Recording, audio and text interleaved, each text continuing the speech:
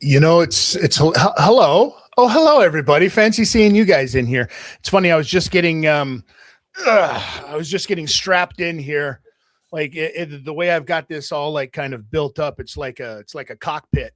So I got to get ready to do this show, like get all strapped into the cockpit so that I can sit inside of here, which I consider to be a pit full of cocks. Hi, everybody. This is the Law Live Audio Wrestling. It's Sunday, and let me introduce you to these cocks. First, to my left or the right, depending on which way you're looking at it, none other than the apocalyptic a-hole himself, the pugilistic prophet from across the pond, the man of the hour, too sweet to be sour. He said to officially use this because Sweeney don't need it no more. I'm talking about Steve Swift. Yes, Steve, how are you doing today, my brother? Good afternoon, as it is for me. Sweet cheeks, all. How are you? I'm having a fabulous time. It's nice and warm, and so is my ass crack. Well, it is afternoon for all of us. I mean, as long as it's not one of those humid days where you got to wipe before you go take a number two. Speaking of number twos, I'd like to, hello, little teapot down there, little Bradie W. Bradie Wedham, what is that you have behind you? What are we sporting behind you now? Is this some Disney Beauty and the Beast stuff? Is that what you got going on back there? My friend painted that for me. I was Chip the Teacup as a child. When I was a child actor, I was on Broadway. I played the role of Chip the Teacup in Toronto at the Princess of Wales Theatre for the company Disney. And it was a special treat. I was invited to meet a cast one day from Les Miserables. And good. And later on, we're going to play How Do I Know You're Gay? Listen, KJ, how are you doing today, my friend? Because I don't know what it is that you have in your finger there. What is this? Why do you have the head of Terry Bollea?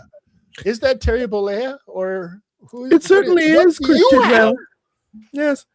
Oh, we all have severed heads. Yes. Yes, thank you, Chris Tidwell, for that wonderful introduction. You know, I would love to be outside sucking in that Toronto pollution, but instead I'm in here doing this. So, this is what it is. Oh! Okay, Steve, go get your wife's head. I am so happy to be here. Maybe later. All right. Okay, KJ, what were you saying? Rails already. I said I'm happy to be here. I'm with the severed head of Terry Bollea, and I'm ready for another classic law. Bradie Wedham. I'm ready for another classic law. Well, they're all classic after they're done, aren't they? Yeah, about as good as Chavo Classic. It just weathered and just trying to get through it. So, all right.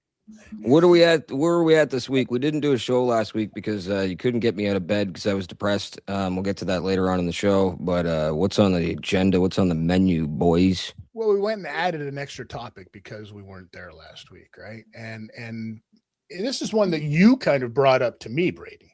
So let's get right into it. Let's talk some wrestling right out the gate. We're going to talk some wrestling. We're going to talk some MMA because since the last time we spoke, hence Conor McGregor made his big return, and we're going to talk about that one later on. All this show has already lasted longer. But let's talk some wrestling first, shall we?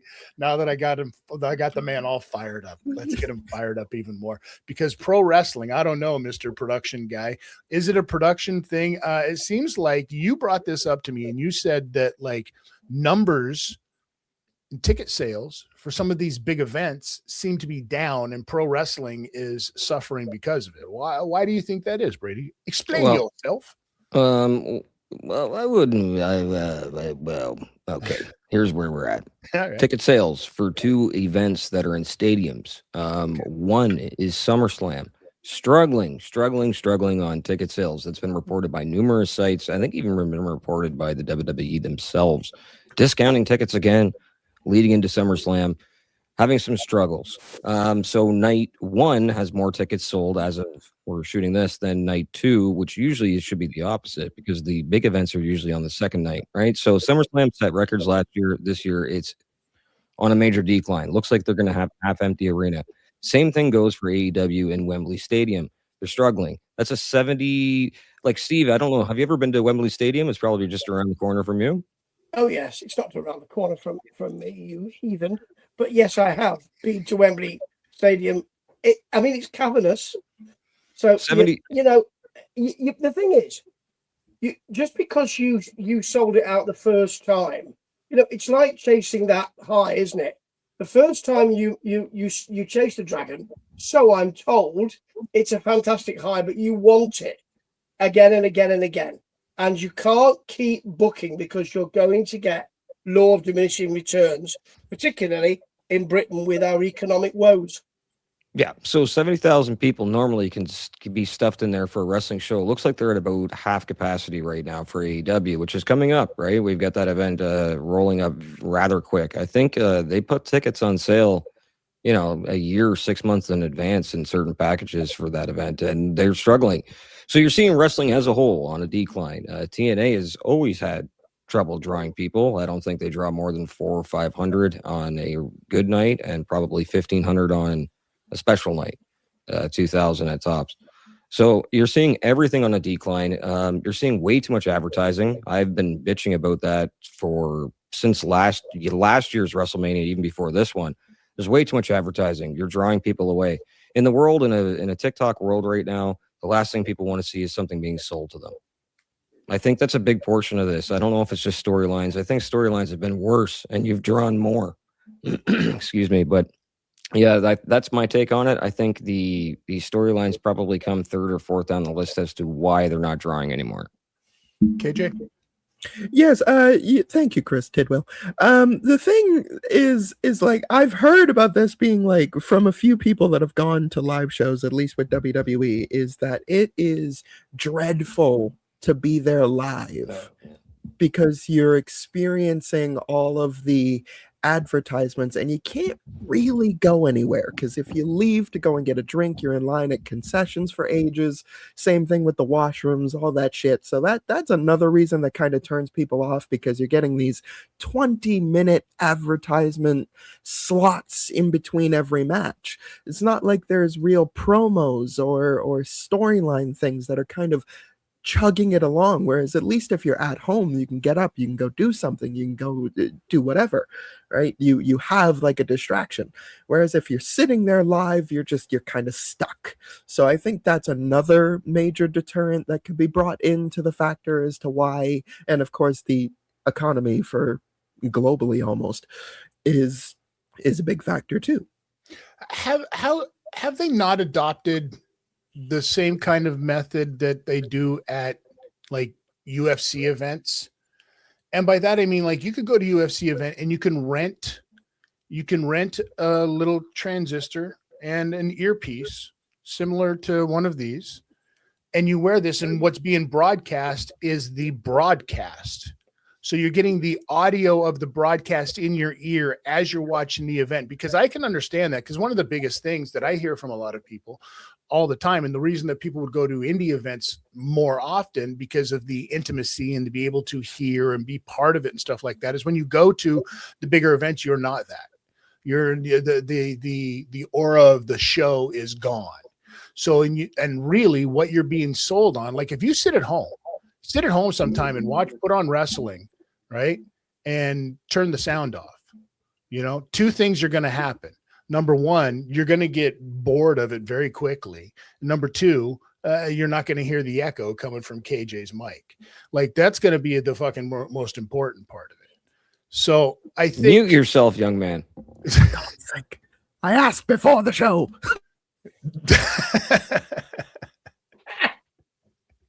So, but I get it. Like, you know what I mean? Like it's going to be one of those things where there's so much into selling the product, and that's the pressure that's put onto the commentating teams to be able to sell this product, right? So is it because then you have to ask yourself, is it because the product isn't selling itself enough to make people come out? Well, on what you're saying about announcers, let's keep on that for a second. So even the product that they're selling on the TV, or they're selling on, if they had an earpiece, they used to do that before. You would, tune into a radio channel and get Jerry the King Lawler, or I think it even went back to the days of Gorilla Monsoon, the last couple years of Gorilla. So that's the thing that they could do. But the problem is they're not selling like Gordon Soley anymore. We're not getting what's actually going on in the ring. What's the point of actually listening to it, right? What they're trying to sell you is Slim Jim in the background, or the main event later on tonight, or an event that's going to happen in Saudi Arabia 6 months from now. They're always selling you something. They're not selling the fucking match. So they're selling the wrong product is what you're saying, because they're not selling the right product. So what is the hottest product? Like, what do we need to be selling to these kids nowadays if it's not the toys? I'll tell you what. Wrestling moves. Peptides. What? Yep. That's what we need to be. That's the hottest thing going on right now. It's peptides. You look everywhere in the world and everybody's on Ozempic, right? What the Everybody's fuck are you on talking about? I'm just saying that maybe this is the market that they need to be looking into. Why not? I wouldn't mind Flintstones gummies making a comeback. I think we could make a real strong case for Flintstones gummies and chocolates. So hold on. Great. So hold on. Is this what we're saying? Because there is the tie. There's the tie already with Mr. Hunter Hearst Helmsley and Mr. Robert F. Kennedy. Could we see a whole new line of WWE supplements for kids, like fruity gummy flavored Flintstone vitamins, little John Cena vitamins and stuff like that? Okay, Steve Swift, what do you think? I'm moving on from that. Cena vitamins. No, don't even acknowledge it. Just leave them in the corner over there and talk about it amongst themselves. What do you think? Why do you think there's a decline in ticket sales in wrestling right now? I think it's oversaturation. It's not peptides, I think that's part of it. But I take your point about people who can actually sell the product. It's product versus branding, isn't it? The product is what happens in that ring. The branding is everything else. And for years, they've sold the branding. Gordon Soley, you're right. Like I could sound like an old curmudgeon here, but he used to sell the product. He would sell the product, and we don't get that anymore. From Joey Styles, oh my God, stuff, you don't get the selling of what's actually in the ring. Can you do that impression again? So people aren't involved in that anymore. Steve, can you do that impression again just before you keep going? Joey Styles. Oh yeah, please. God, One more time. Oh my God. There it is. How's that? The best one was the tongue out one. Yeah. I think my balls retracted into my body when I did that. Well, so you're not used to it at this age. But it was quite nice. So the thing is, I think that people are dissatisfied. Well, they're kind of one removed from what's happening in the ring. And when you get extreme branding, and that's what's happened, it's extreme branding now, people get disassociated with it. And really, the WWE and AEW need to go back to what's in the ring. indie shows do that as a matter of course because it's smaller. But going back to what's actually in the ring, and strangely going back to those 1982, 85, 86 times would really help. Is there something to be said though that we're also talking about like shows that are in the middle of summer? A lot of crowds have gone away. People have kids. Interests aren't into that anymore. The hottest things going out there right now seems to be taking peptides and getting into shape. I mean, even some of the people, listen, I'm not saying, but it's just a very popular thing. This is what's happening. They all used to look like KJ, okay? Like previous KJ. And now even KJ, the wrestling fan, this is why we have him on here. The atypical wrestling fan doesn't look like KJ anymore. So I'm just telling you, if you're going to, no, he looks like a much better, more physically in tune shape KJ. Somebody who seems to be taking the healthier approach. So maybe that's what's happening. So you're not in touch with it anymore. And they need to market to these people. Okay. What MLM peptide company are you tied to right now? Well, what is going on with these peptides? I mean, I know a guy. I could talk to you about some stuff. There's all kinds of them out there. There's some great stuff, and then don't believe everything that you see on there for influencers and stuff like that. I mean, I'm just saying. You know what's better than peptides? Size. Oh, well, that's only a sigh. Yeah, I know. I've got another one, but I found Raphael's at the Subway the other day. TTC. Shout out to Raph. Thanks. I was going to say you look more like Red Sonja, but anyways. Speaking of weird gimmicks, that was fucking awesome, man. That was real good. You saved yourself with all this peptide bullshit with that one. That was fucking awesome. Speaking of weird gimmicks, we said earlier that we were going to rank some wild ass wrestling gimmicks, and maybe this is something that AEW and WWE need to do to get that crowd back.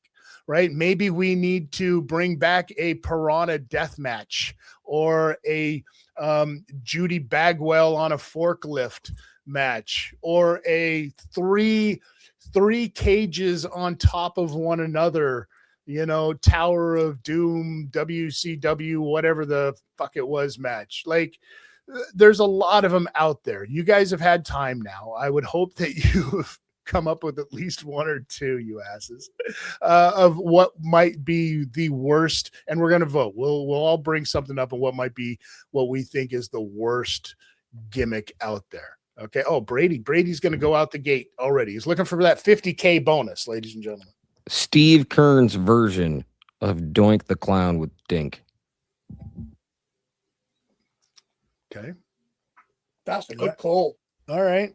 Okay. That's hurtful as well. I mean, you know how we feel about Hey, I love Matt. I'm telling you, when Matt did it, 100%. heel doink, amazing. But Steve Kern, Dink, that's some KJ shit. I mean, I was gonna also, shout out Ray Apollo. All right. Okay. So we've got a Steve Kern's doink. Steve Swift. Can I do a couple? Oh, please. I've got Misfits in Action. Do you remember them? Mm-hmm. G.I. Bro. Private Major Stash. Guns. G.I. Bro. I mean, fuck. What are you doing? Booker, you can be G.I. Bro. Okay. Wasn't that BB Guns? That's really bad. And also, humorous. The laughing man. Do you remember his gimmick was just to suddenly laugh in your face? And that was it. That was it. His name was Humorous? It was humorous. This is WCW gold, folks. Tremendous, yes. But also in WCW, he ended up being huge erection as well in the Misfits. He just never got away. Forces. Was he in Special Forces, KJ? He was, wasn't he? Yeah, he was. Huge erection. All right, KJ. I think I have two as well. I mean, Viagra on a pole is something that I just never understood, and I couldn't understand channel flipping. I wouldn't want to see Viagra on a pole, but I want to take it back to what's considered like one of the worst times in the WWF, which is like 95, 96 territory. The hog pen match. Dreadful gimmick. Dreadful time. I found Hog next pen. week's review, guys. Fuck. See, this is how we do this. I'm gonna take you all on a different trip of what. See, you all kind of like, kept it inside of the North America realm, right? And granted, some awful shit has happened in North American wrestling, but I think it's only to be comparable on a very, very, very small scale to the shit that happened in some Japanese wrestling. Let me point to you one of the great. Can we all say that Muto is probably one of the greatest Japanese wrestlers of all time? He was. And if you thought he was good in the 80s and 90s, look what he did in the 2000s when he turned into the mutant version of Muta. Like, just some of the greatest shit ever. So, like, you mean when he impregnated Yingling with his green mist, only for her to give birth to a giant egg that had Akibono as a baby? Bro, in this egg, all of like Jonathan Winters. Yeah, we're touching like mirth of Mork and Mindy. Like, this is we're touching the bases of gore, roughly. Like, some of that stuff was like gorish. It was amazing. I love Muta. I love that whole thing, even though I didn't understand what the fuck was going on. I'm like, King Muta. This was all. What do they have? Like some biomechanical characters as well. Like, the stuff like this is where it got crazy. And this is where I think a lot of people were like, fucking, well, there's no way you could possibly take pro wrestling serious. So what did the Japanese do? They leaned into it. They leaned into it so hard that there's always been this thing in training. And some of you, Bradie, might remember this one as well. And some of you out there listening and watching this or whatever might remember this one, is where you needed to be good enough to where you could go into the ring and have a match with a broomstick, just you and a broomstick, and put that broomstick over, which later turned into fucking people just didn't have broomsticks, which was a wild thing. And you'd have to have a match with an invisible man, of which that's been down. We just saw Sandman do it, recently against the Invisible Man. And it's crazy. It's wild stuff like that. Right. But it all stems from one.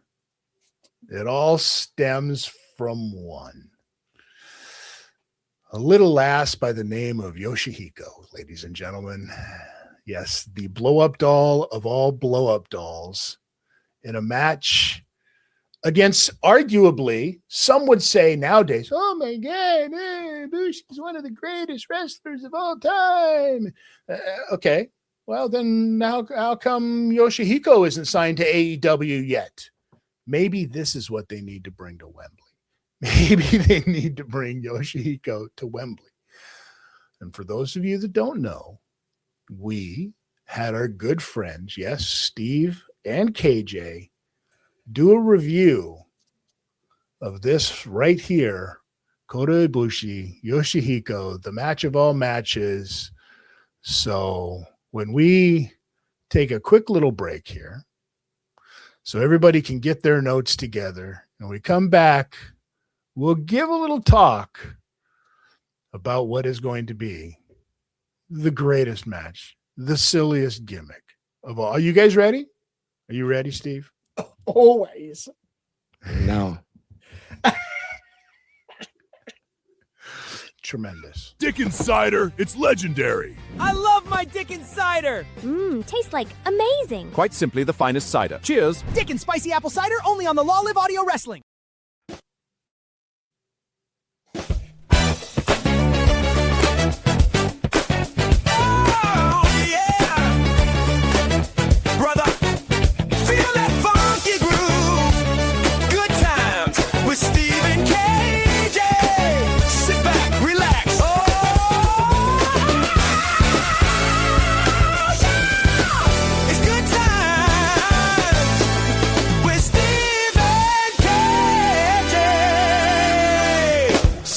KJ.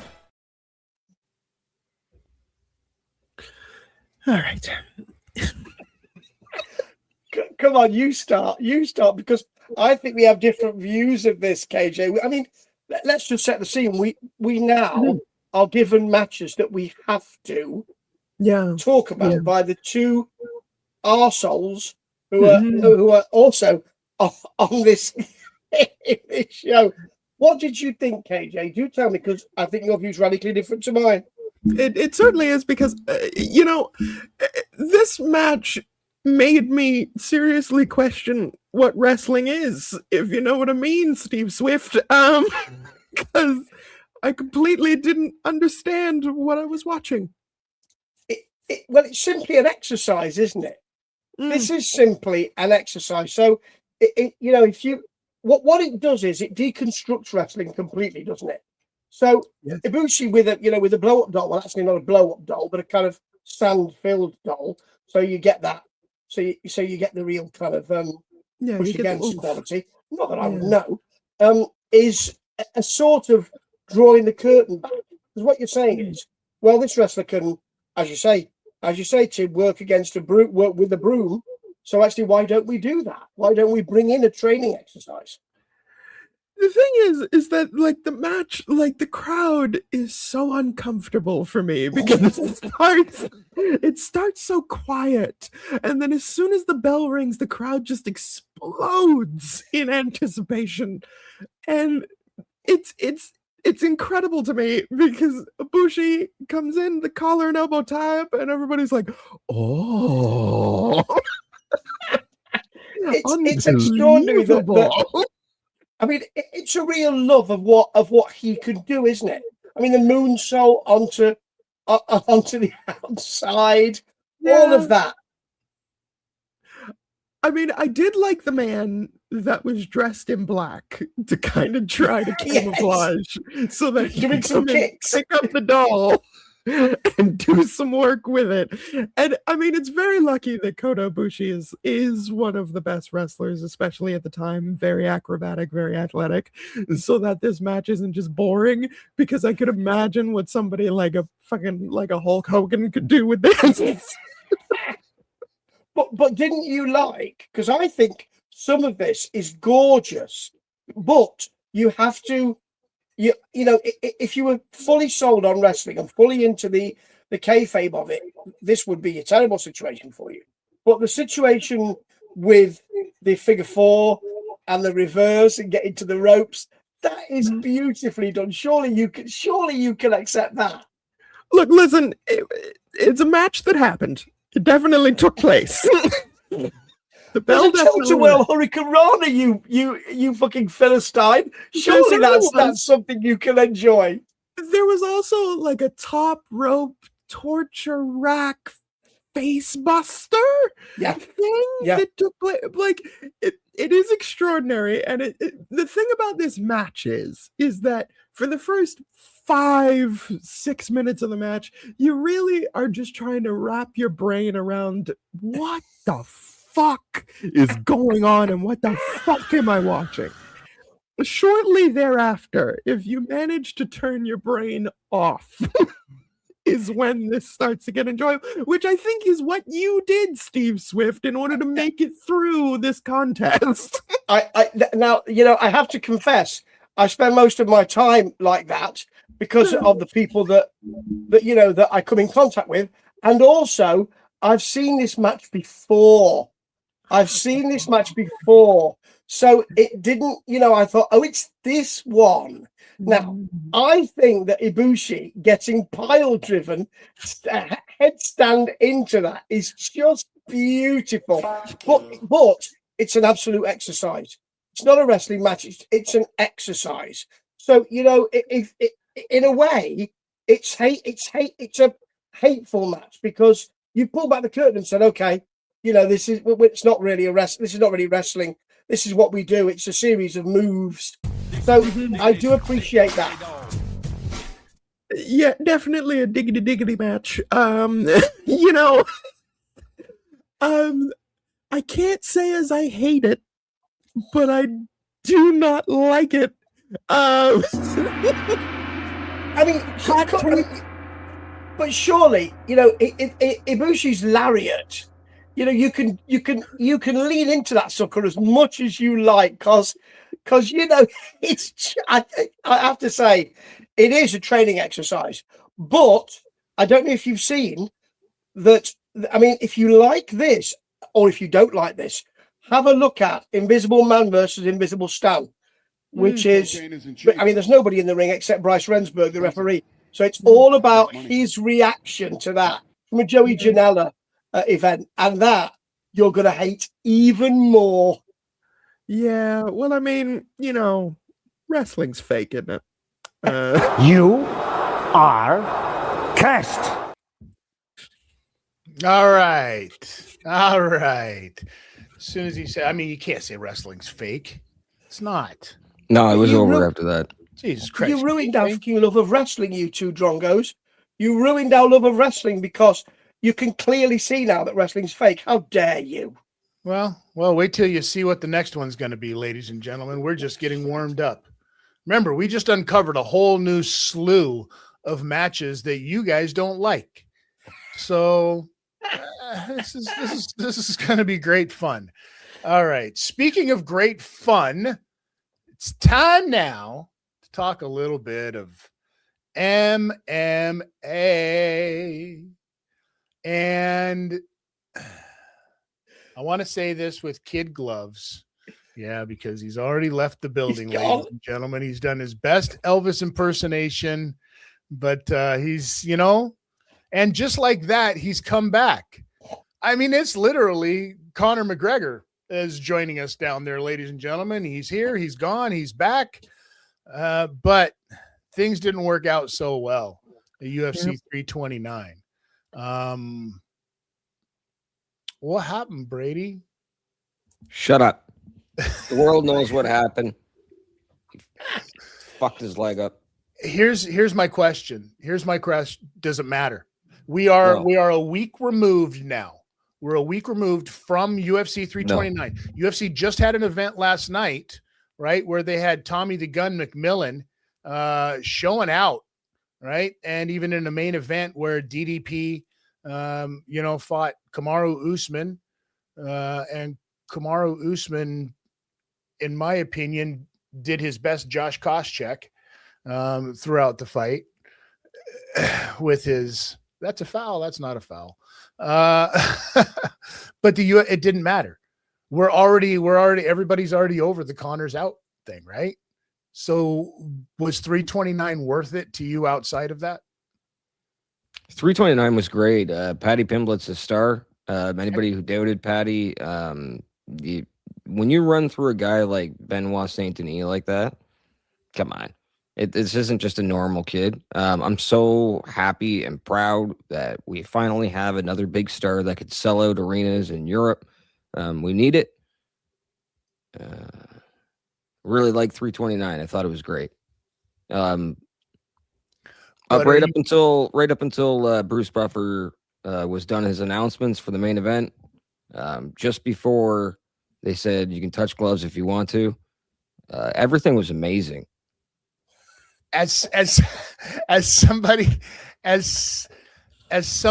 of the demographic, Steve Swift, of who, you know, typically pays their hard-earned money for these types of events, to go to these types of events with Conor McGregor fighting in these types of events, was Paddy Pimblett winning enough to keep you savage gypsies at bay? It's travelers, you. Now,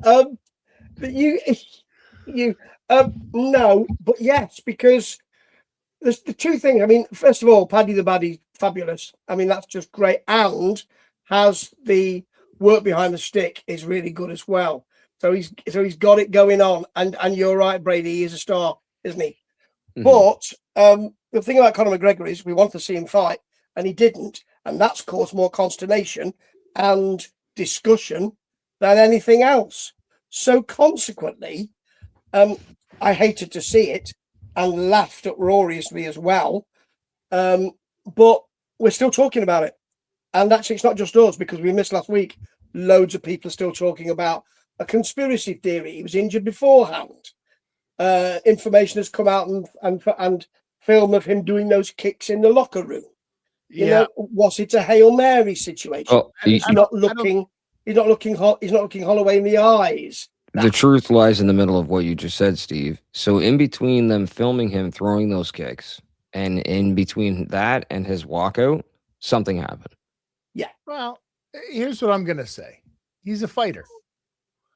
He was injured because every fighter is injured to a point going in. Was it to the point where he couldn't stand on it? No, because he's throwing kicks. He's getting ready. You know, he's a little off balance, taking a shoe off. Who hasn't done that? People need to calm the fuck down when it comes to shit like that. Oh, look at him. Look at him. He's staggered. He's clearly on heroin and cocaine and everything else right now. Look at him. Test him. God damn it. Fuck off. How about that? But he got out there and he threw this weird ass jumping kick, and your leg doesn't come down at that angle without something severely happening. I don't care who you are. We've seen it happen time and time again. It's a freak accident. Planned on this happening. I feel sorry for the guy because he clearly put in a lot of work. Yeah, he did. To this point. He was okay. So with all the pouting aside, he was sleeping in his gym, in the gym. Like this guy, he took it seriously. I think he 100%. Thought, okay, this is the last run. Right. And I'm probably going to get my ass kicked, so I might as well make it not look too bad. I genuinely think he just went in there to be like, I'm getting old. I love fighting. At this point, like if I risk it past 40, it could be like a life-changing thing. I'm still fresh enough.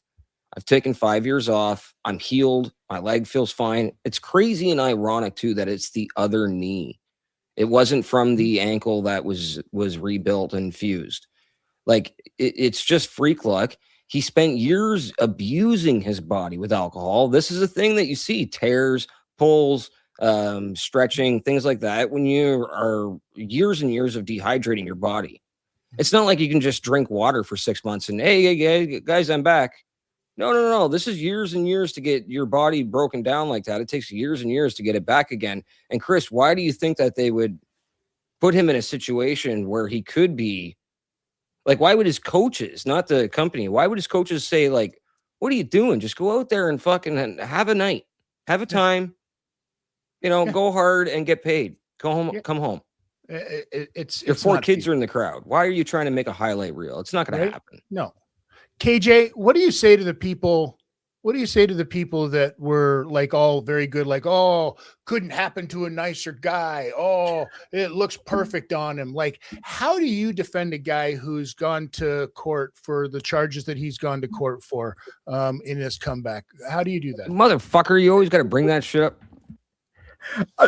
Well, I think you have to. I think there's a certain demographic of people that are always going to be like just waiting for disaster to strike, and certainly it struck. And so for those people, they're jumping for joy and whatever. For me personally, I'm not a big fan of that rhetoric. I don't believe to wish that type of injury on anybody, any type of injury, honestly, because age makes it so that injuries like that take a very long time to heal. And it can be very aggressive and very painful. However, Connor was and could still be a piece of shit. So, as a human being, you watch him out there, Buster. I'm just putting it out there, I'll fucking spin kick you. I'll do one of them flying. Public image. Image is never as it seems. That's all I'm going to say. Public image is never as it seems. All right? No matter how much redemption you claim to do. but overall, I think it was a tragic set of circumstances right in the main event at the height. I got a meme. Bizarre move. Just a bizarre way to start. I got a meme for you to make, man. I don't know how great your editing skills are, but I just thought about it when I did that stupid shit. Can you make a meme where Connor throws the kick and then it just goes to Peter going, grabbing his knee on the sidewalk? Steve, can I just jump in here and say that for those people talking up Conor McGregor, then there is a report that he has asked for the win to be expunged. So, so he lost that fight. He's asked, now that didn't happen to Tom Aspinall, did it? When he had a similar issue. So, who does Conor McGregor think he is? I know who he thinks he is, but you know what? That's not a good look.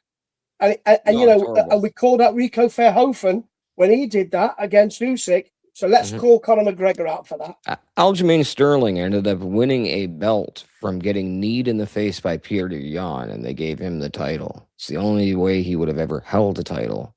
Matt Hughes won a belt while being unconscious. Unconscious, yes. After the was that Frank Trick? No, that was Carlos Newton. Newton. Yeah, the triangle slam. Well, listen, I'll say it's horrible, an injury like that, a knee injury, but I'm telling you, it would help Conor right now. Some BPC 157. That is a miracle peptide. I'm telling you guys, he needs to get on this bandwagon right now. It's a good peptide. Right? Are you selling peptides for him in his pyramid scheme, KJ? Injection. I'm just saying we got to get in touch with this is today's society. This is what everybody. This is the hot topics. Good is point, Chris Tidwell. That tastes like stout? Because if there is, then Conor McGregor's on that shit right now. Well, listen, they just had a bare knuckle card, and all throughout the entire bare knuckle card is nothing but forged Irish stout commercials throughout this entire thing. So he's still a businessman, and I mean nothing says like let's heal up my leg like getting drunk and putting on 20-30 pounds that I just spent all of that time taking off. But you know what? I'm not worried about putting on that 20 or 30 pounds because I could just go get some no-name Ozempic. That's right. That's a GLP-1, Bradie. You know what a GLP-1 is? That's a peptide. So, I mean, he could just take that in a couple of weeks and get right back to it again. That's right, Bradie Wedham. That's right, Bradie Wedham. Let him know. Let him know, Chris Tidwell. Let him know. Do you keep fucking calling everyone by their full. Okay, listen. All right. Ooh. It's all about peptides. Testify. It's all about peptides. Oh, no, do you think? It's fantastic stuff. All right, listen. All the best in all seriousness. All the best to Conor and getting better. Will we see Conor back again in a fighting position? No, I don't think so. No, I don't think that can happen. No, he's not going to fight again. And the UFC has clearly already moved on. They are trying their best to make new stars. Paddy Pimblett said right now, if that's his knee, he's done. Clearly, yes, he knew it. Paddy's like, I'm here. I'm the guy. I'm going to be that guy out of Britain because they're not going to put anything behind Tom Aspinall. No matter what happens in that situation, that ship has sailed. But they got this new kid that showed up. Keep your eyes on this Tommy Gunn McMillan, who fought last night on the Kamaru Usman DDP card. And the kid can scrap. And he likes to call people out. So, and he's not necessarily calling them out by their name. He's just calling them out by their ethnicity. Oh, and one last thing on the MMA topic before you and Steve take over with boxing. Kamaru Usman thought he won that fight last night. Just saying. Well, Kamaru Usman did his best Josh Koscheck, in my opinion, because what he thought was a poke to the eye was actually a knuckle to the eye. It was a punch to the eye. And he kept having this look because DDP just kept hitting him with it. He took it to him, and DDP came out and everybody's gunning after the champ. Oh, nobody wants to see that. Well, listen, if you don't want to see it, there's a real simple solution to it in the way of fighting. Fight him and beat him for it. And if you can't do that, then you got nothing to bitch about. It's like elections, ladies and gentlemen. Unless you vote, you don't have any right to say shit. But if you vote and lose, yeah, you can still say shit. But if you don't, shut up. That's just it. And he ain't said shit. So fuck him. All right. Before we go, I want to talk to my good friend Steve Swift about some boxing stuff because we talk about boxing on the Bees of Boxing because that's the business of boxing as well as the boxing of boxing. And in this case, the Bradies of boxing and the boring of boxing and the boxing of boxing. But what isn't boring is, we got a new B this week. Yeah. The bullying of boxing. The bullying of boxing, Steve, because we've seen what happened now. We called this on the Bees of Boxing that Conor Ben and Ryan Garcia, that fight was going to be made, but everybody was like, "Oh, how's this gonna happen?" Because Dana White and Oscar De La Hoya, those are the promoters. Is Ryan Garcia gone from Oscar De La Hoya? What's going on with that? And now your good friend, the the mouth of the South, Eddie Hearn, has come out and said that Zuffa has been bullied by the WBC into making sure that they play nice and doing this deal with Golden Boy. Do you find any credibility behind this? And what do you make of this whole Conor Benn Ryan Garcia fight? As usual with Eddie Hearn, apple and pears, whistle and flute, I find there's a kernel of truth in this, because he's also said in a different, because he does so many interviews at the weekend, so many.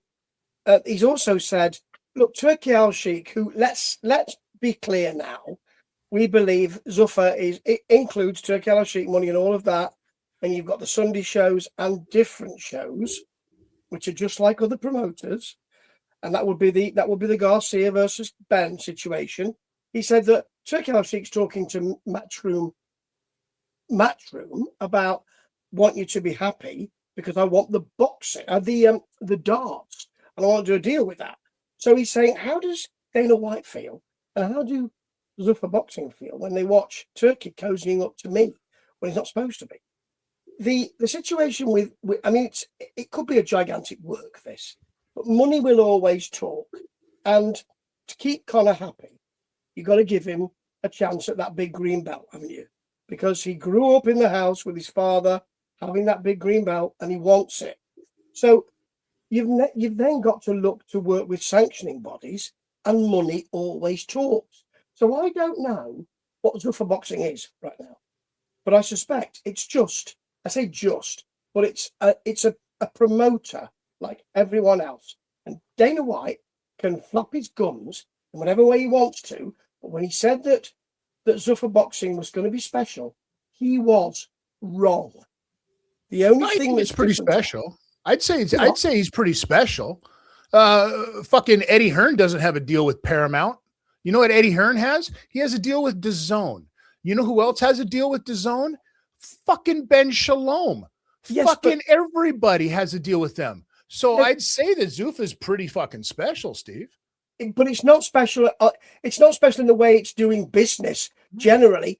I mean, what White said was, we're not going to use sanctioning bodies. We're not going to work with sanctioning bodies or promoters. Well, you are, aren't you? So actually, it's exactly what other promoters are. It's just got more money. Now, I take your point that they might want to do a UFC with it and swallow up all those promoters. But the reason why this is working is because money talks. And Oscar De La Hoya would, even if he doesn't like Dana White and claps back at him, you would expect that he would say, that's a big bag of money. I think we'll do that deal. You know, and he's not really worried, surely, that his fighter, Ryan Garcia, will lose. There ain't no way that Conor Benn is winning that fight, because he's boiling himself down and he's not good enough to begin with. I think stylistically, I think Ryan Garcia is going to be way too fast and hit way too hard. I think it's going to be a chase to see who keeps their cycles in line on these training camps for both of these guys. And that's just a fact, but I think that a lot of people don't understand or refuse to understand what Zuffa has actually done that none of the other ones have been able to do. Yep, they are a promoter. Yep, they are a promotion. But they've come out with a base show that they do on Paramount already. And what they're showing you here is that there is going to be bigger shows because they've now signed the bigger stars. So they are going to be just like the UFC model has been. So for their model to do this, they have to put these events on, and they have to have these other fighters and these other governing bodies in there. But at the end of the day, they've done the right move, because this entire thing is being shown globally on Paramount. Right there, they tell you they're the number one globally on Paramount, only in the UK and Ireland on DAZN. That's it.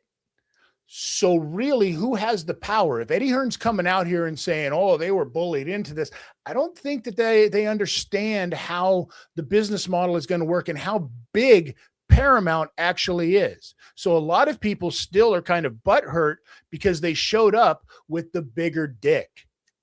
That's what Zuffa showed up with. And they don't like it because, you know, snooker and darts and fucking pony rides. Listen, I mean, yes, Eddie Hearn has got to be concerned. You know, Eddie Hearn's concerned because they got more money. Absolutely. But they've got the same money. They've got the same money, Steve, because Eddie's saying that it all comes from Turk. It all comes from His Excellency. He's saying that His Excellency is playing both sides of the fence. He's playing owner, player, operator, and, you know, congealer and like collusionizer all at the same. Ooh, collusionizer. That's what happens. Yeah, it's like a colonizer, but with collusion for boxing. KJ, you still with us over there, buddy? How's the porn sites going? That's my villain name. Listen, I am absolutely still available here, Chris Tidwell. Thank you for checking in. Okay, good.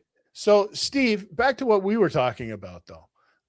I'll do one more comment before you bring everybody else in. Please. I think that what Eddie Hearn is doing is destabilizing Dana White. And Dana White, at the great big melting pot conversation with Tony Khan was there, and Eddie Hearn was there, and, you know, they were all, apart from Oscar De La Hoya wasn't there, but loads of people were there, and Dana was not invited. And he's getting on at Dana, and I think he thinks that if he weakens him, something will happen. It won't, but I think he thinks it will. You can bring everybody else in now because was Dana invited, or did he just not go because he's got, you know, a couple of different multi-million-dollar fucking businesses that he has to look after? Do not tell me money this fucking darts bringing in. Come on, do not tell me that Dana White would say to Turkey Al Sheikh, "Go and fuck yourself," if he got invited. There's no way. He didn't get invited. Hey, I got a fucking pay-per-view I got to fucking be at. The president of the United States might fucking be there, so I got to fucking be there. It was a guy. You know that. One thing I just noticed, and throwback to the beginning of the show, Steve does have a severed head. Over his shoulder is the head of lovable cartoon character Daffy Duck. Did you murder that fucking thing? What is it? Is that a Daffy Duck on your... It's a Daffy Duck plush, and it's very well used. Is Daffy a short? Is Daffy a short version? Used? What do you mean used? Wait a second, Chris. What is used? Loved, like, and cosseted and cuddled, like a sock. What? What? Like a sock, right? Loved like a sock. Like a comfortable not like sock. that. No, not like that. Just what?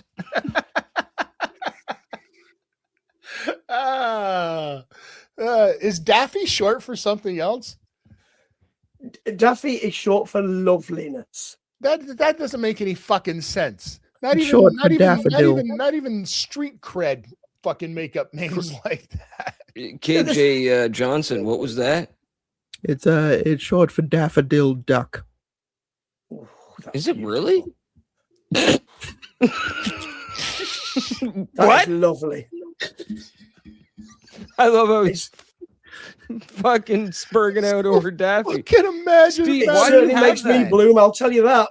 Steve, this is coming from a guy with a bunch of stupid shit behind him. Why do you have that? Why do I have Daffy? Yeah. I've no idea. I can't remember where he came from, but he's my favorite cartoon character. Oh, because all right. He's well, just fucking mental. I'm more of a Duck Dodgers guy. Are you? Well, good for you, son. Good for you. Duck Dodgers.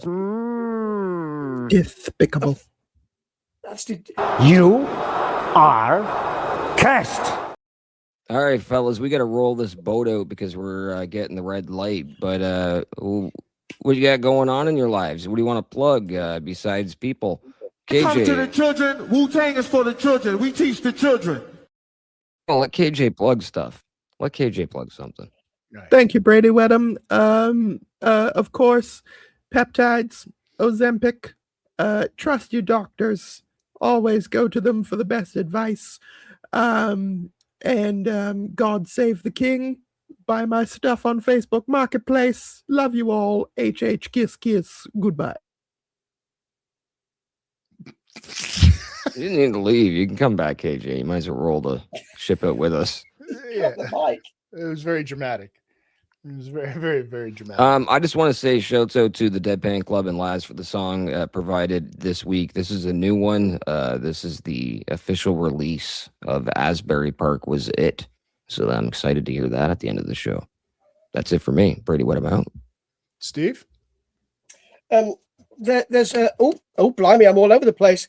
There's a new Jethro Tull under wraps box set coming out, which I know you'll be delighted about. So do go and listen to that for all your rock folk delight.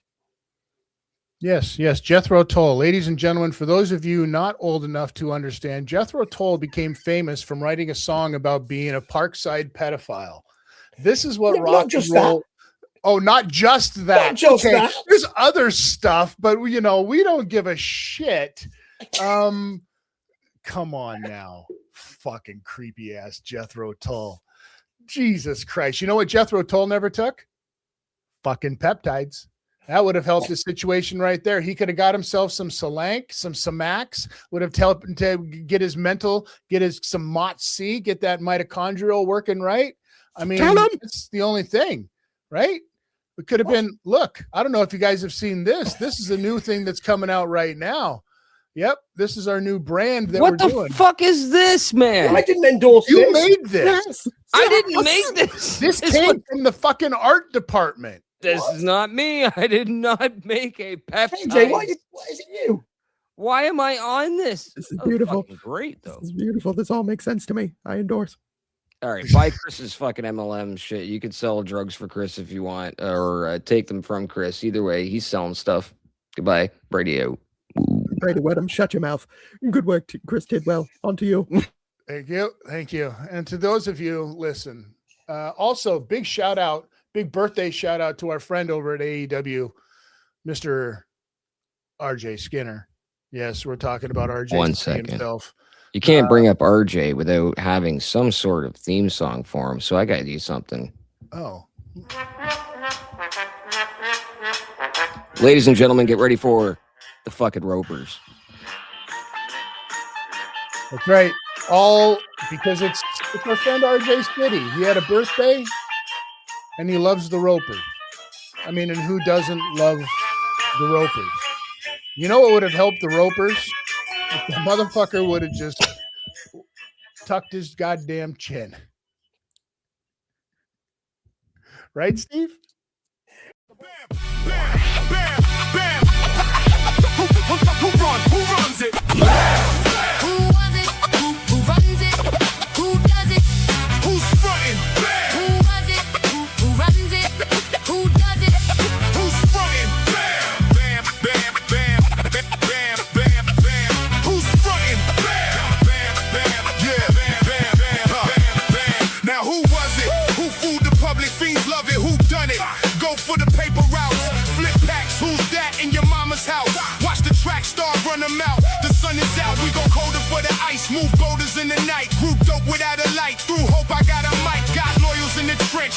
So go rollies to the fence. Gave them the old cold shoulder on the bench. You die so slowly from the debt. They can owe me for the wet, but don't wait on the pressure. Turn the set to an extra 820. Got 12 for the effort. A new special threat for the sweatshirt. Who's hunting? A measured up to these letters. Swing batter. Louisville slugger for the sender. Who does it? I hit a fucking grand slam for the spender. The go-getter. Nobody better. The show ender. Who was it? Who runs it? Who does it? Who's frontin'? Who was it? Who runs it? Who does it? Who's frontin'? Bam, bam, bam, bam, bam, bam, bam. Step through police tape like a fucking finish line. Built on track and fields. High jump the shipping times. Eyes on the prize. Keep a hand on the lamp. Blammer hit hard. Every third word go. Bam. Ain't no shit in the talk. Let the pro broken record stand. You can fake for social fans while I intake for local plans. Went from being broke on the block to snow chops and big shots. Sick thoughts. Who does it? Flip rocks, shrimp pot, lick twat. Who runs it? Drips popped in the ziplock. Switch hot, sip soft on the ship dock. Diamonds pop on the wristwatch. Timing is botched by gridlock. Stepped on, get washed, left on a big drop. Who gets stopped for being a dumb cunt? That's you, bitch. Who gets popped for being a drunk fuck? That's you, kid. That's you, kid. So let us live free in the city that we say. Who was it? My fucking budget, self-made. Self-made. I'm the bad guy? Who was it? Who was it? Who runs it? Who does it? Who's frontin'? Who was it? Who runs it? Who does it? Who's frontin'? Bam, bam, bam, bam, bam, bam. Who did it? Who done it? Who's with it? Who was it? Who gets it? Who does it? It's simple, we run it. I'm a one-on-one PSA, rare as all sin. Pop one, slapped up a gem and tender minted. Weed smells fermented, intended for higher learning, sending suggested. Collecting my coins, but my levels have never ended. Extending Nintendo zappers, banana clips recommended. Where street peeps, new inventions are presented. Small ass become tall tasks when you ain't protected. The deadpan army grows nightly, never neglected. Always invested, stay in awe of perfection. Rounds get dogs and deflected, intersected and intercepted. My corner is connected, so you can get the from the west, or get the from the east. Bam, bam, Bigelow in this motherfucker. Slapped up, bagged up for release. Peace. Who was it? Who runs it? Who does it? Who's frontin'? Who was it? Who runs it? Who does it? Who's frontin'? Bam, bam, bam, bam, bam, bam, bam, bam, bam. That's that blue collar rap, the middle class gas. If you know us, we the damn pan club. The damn pan club. Who runs it? Who runs it?